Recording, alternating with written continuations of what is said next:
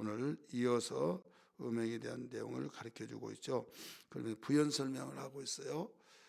너희가 왜 내쫓지 않았냐 이렇게 말할 때 그러면 단절하고 살아야 된다 이렇게 생각할까봐 여기에서 설명을 하고 있는 내용이 6절부터 13절에는 말씀입니다.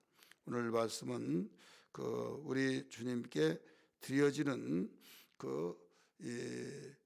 제사, 구약시대 제사, 오늘날 예배는 예배의 주인공이 누구냐? 예배를 받으시는 우리 주님이시죠. 이 주님이 빠져버리면 안 되죠. 생일잔치에 생일의 주인공이 빠지면 거기는 아무리 많은 사람이 모였다 할지라도 분위기 자체가 이상한 거예요. 많은 사람들이 하나님께 예배드리면서 예배를 받으시는 하나님이 빠졌다. 물론 우리가 하나님 때문에 예배하기 위해서 왔고 그렇지만은 이 생각을 우리 주님은 아시죠. 중심을 아시잖아요. 성경을 가르치기를 사람은 예모를 보지만은 하나님을 중심을 보신다 이런 말씀을 하셨어요. 그렇기 때문에 이 중심을 보신 하나님께서 지금 예배하면서 누구를 기리고 누구를 열망하며 누구에게 받으시라고 하면서 예배를 하고 있느냐 이것을 지금 기다리고 보고 계신다 이거죠.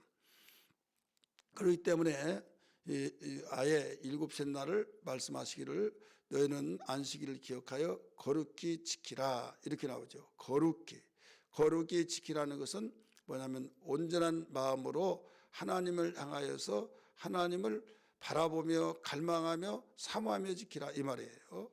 그렇기 때문에 우리가 이 주일 전부터 준비하고 준비할 이유는 어디 가는데 옷이 더러워졌다. 그러면 거기에 어떤 부분적으로 더워지면 이거 왜 그래? 다른 거 입어야 하는데 다른 것도 없습니다. 그거 입는데 그것을 그제야 부분적으로 빨아가지고 물을 빼내고 입고 가면 생각 자체가 벌써 흩어지잖아요. 사전에 준비해서 모든 걸 단정하게 다 해놓고 입고 바로 나가면 그 전부터 준비하듯이. 그래서 우리 최소한도 일주일 내내 준비하겠지만은 그러지 못한다고 한다면 금요일날 철야부터 시작해서 토요일날, 주일날, 오늘날 우리나라는 기초가 되지 않아가지고 5일제가 되다가 보니까 어떻게 됐냐? 5일제에 공휴일이야 하면서 토요일날도 실컷 돌아다니고 실컷 내 날로 만들고 해서 이제 주일날까지 그게 누적이 돼. 피곤해서 누적이 되고 또 그러다 보니까 교회는 나와서 해롱해롱해지죠. 아른거리죠. 또 이 모든 생각이 다른 데 있죠. 하다 보면 온전한 마음이 안 된다 이거죠. 미국에 제가 한국에 5일제 이제 되어진다는 소문을 듣고 집회 가서 그런 이야기 했어요. 우리 한국교회 큰일 났다고.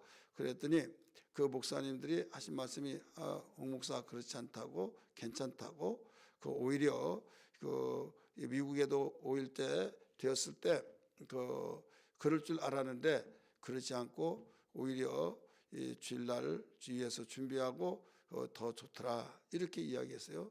저는 한국의 정서와 미국의 정서 다르다. 그래서 쭉 설명을 했습니다. 그랬더니 제 판단이 맞은 거예요. 왜 그런가 하면 거기는 정서가요 워낙 높고 또 자동차 문화이기 때문에 연휴가 아니면 어디 가지를 않습니다. 또 출근만 하면 우리나라 같이 문화가 누구만 하고 누구만 그것도 없어요.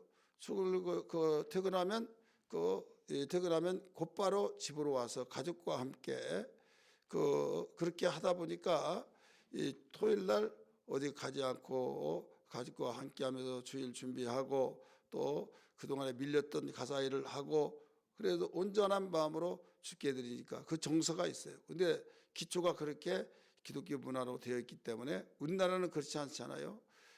틈만 있으면 세상 문화가 우리를 삐집고 들어온다 이거죠. 그러다 보니 먹고 마시고 즐기고 있기만 하면 그러니라고 이제 거기에 쑥 빠져버린다 이거죠.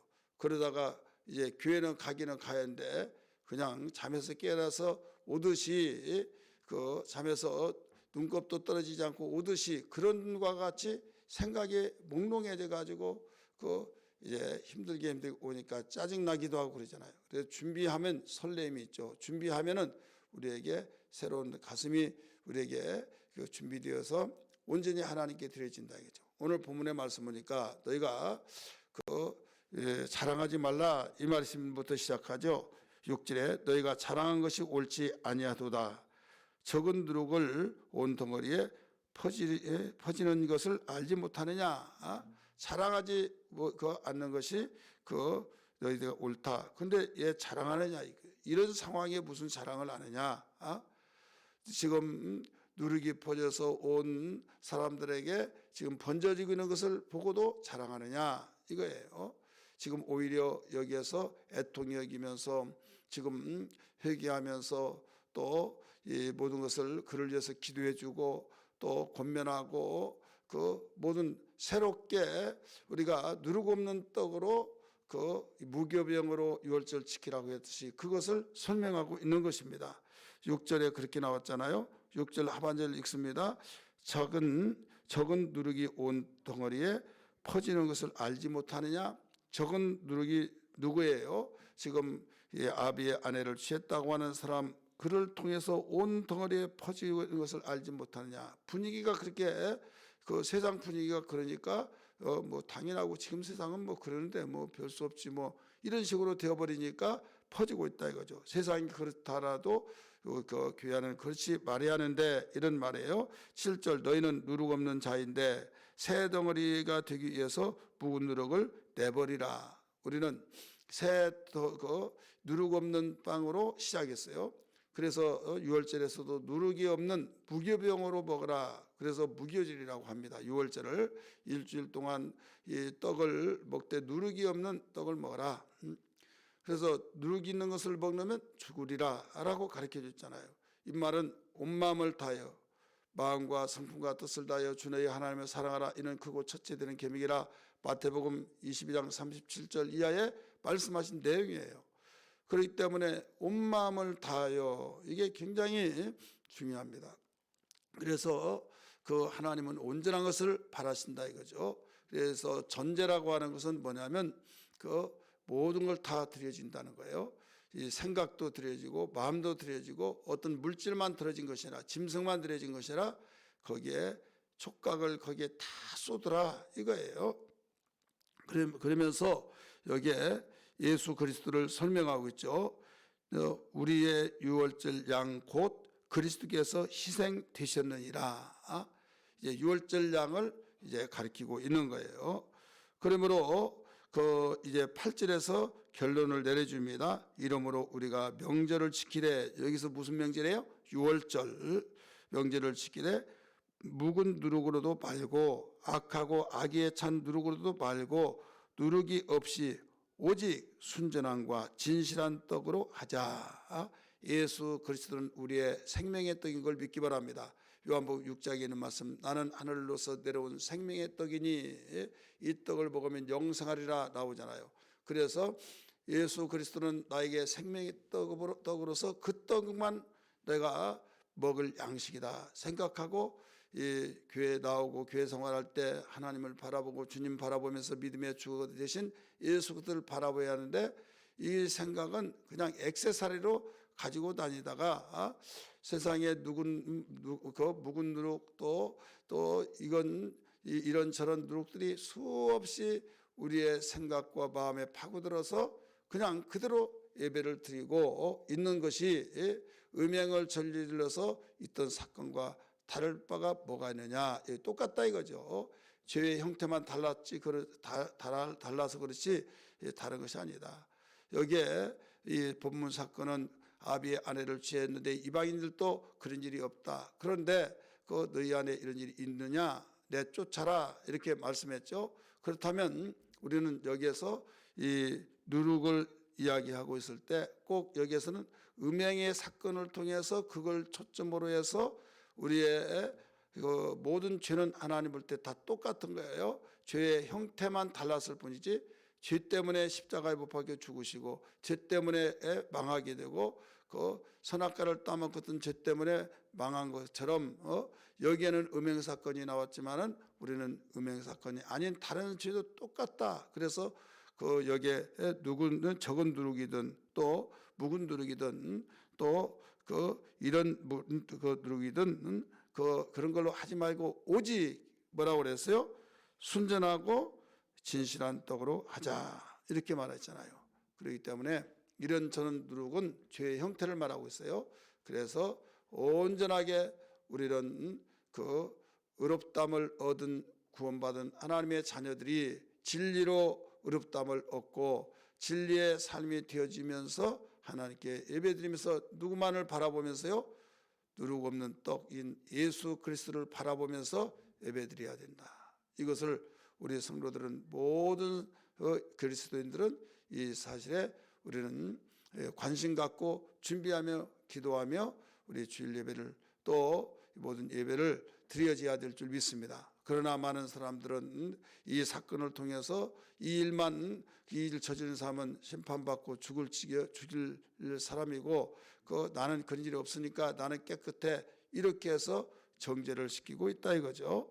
그래서 우리는 어떤 죄든지 마찬가지다 하는 것을 알아야만 됩니다. 그리고 한 가지 중요한 것은 여기에 10절 말씀 보세요. 이 말은 이 세상에 음행하는 자들이나 탐하는 자들이나 속여 빼앗는 자들이나 우상 숭배한 자들을 도무지 사귀지 말라는 것이 아니니 이렇게 나오죠. 우리는 이런 사람들을 사귀지 말라 내쫓으라 그랬다고 그래서 오해할까 봐 그런 말을 해요. 자, 예수를 믿지 않는 사람에게 복음을 전하잖아요. 복음을 전하면 우상 숭배하는 자를 전하고 오만 잡다한 모든 생각을 가지고 절망과 자질과 때로는 희락이 있고 너무 행복한 너무 좋아마 하는 사람이든 믿지 않는 사람은 다 여기에서 전도의 대상이라는 걸 믿기 바랍니다. 그러면 전도를 불신자에게 하는 거지 믿는 사람에게 하는 건 아니잖아요. 믿는 사람은 양육을 하는 거죠. 그렇다면 여기에서 사귀지 않으면 어떻게 전도하느냐 이거죠. 그들과 그들을 대상으로 삼고 전도를 하는데 그들과 함께 먹고 마시고 즐겨 한 마음 한 덩어리가 되지 말아라 이거예요.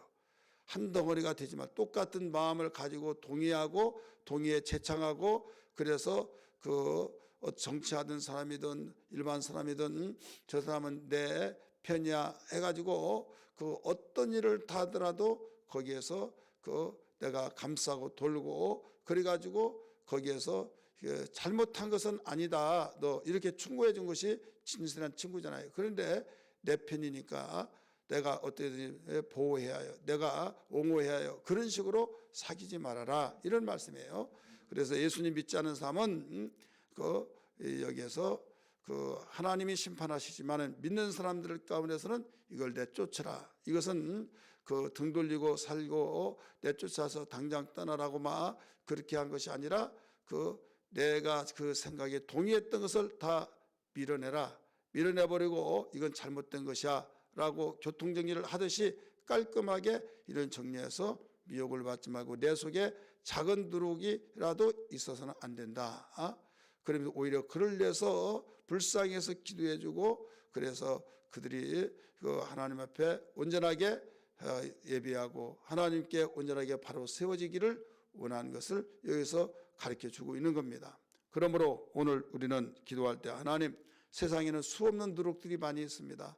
주님 또한 내 속에 과거에 이런 저런 일이 다시 되살아날 묵은 누룩이 또 나에게 침입해 들어올 때가 있습니다. 그래서 근신하고 깨어 기도하라고 했던 것처럼 근신하고 깨어 기도하여서 내 속에 어떤 일이 있더라도 묵은 누룩이나 여러 가지 세상의 누룩들이 내 심령 속에 파고 들어오지 않게 하여 주시고 어떤 사람들로 인하여서 그 누룩으로 해서 번져서 영향받지 않게 하여 주시고 오직 예수 그리스도 정말 진실한 누룩 없는 떡인 예수 그리스도의 영향을 받고 말씀에 영향받고 통치받고 생활하는 신앙 되게 하여 주옵소서. 이런 신앙 되기를 죄 이름으로 축원합니다. 할렐루야.